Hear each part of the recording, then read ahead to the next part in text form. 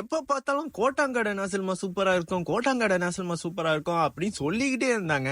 அதாங்க இந்த நாசல்மா பூரங்காந்து உள்ள போனானே நாசல்மா பஸ்மதி ஆயாமோட பண்ணியிருந்தேன். அது வந்து 15.40 வந்துச்சு. லீமோ ஐயரோட பண்ணியிருந்தேன். அது 3.70 வந்துச்சு.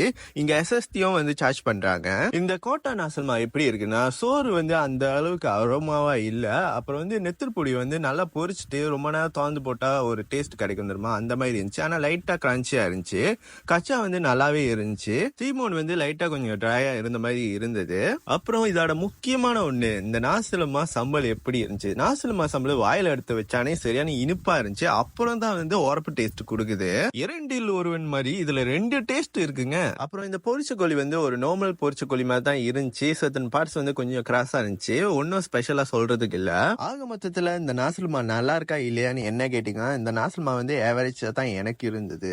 இந்த கடை நல்லா கிளீனா நீட்டா இருந்தது. இந்த கடைக்கு கூகுள் ரிவ்யூல 4.0 ஸ்டார்ஸ் வந்து கொடுத்துருக்காங்க. இந்த கடை படாபுத்திரி பூச்சோங்கல இருக்கு. நான் எப்போதும் சொல்ற மாதிரி சாப்பாடு டேஸ்ட் என்னைக்கும் சப்ஜெக்டிவ் தான். சோ உங்களுக்கு பிடிச்சது எனக்கு பிடிக்காம இருக்கலாம், எனக்கு பிடிச்சது உங்களுக்கு பிடிக்காம இருக்கலாம். இப்போ இதை சாப்பிட்டா அப்படியே நான் வந்து போயிட்டு உங்களை அடுத்த வீடியோல சந்திக்கிறேன். வரட்டா.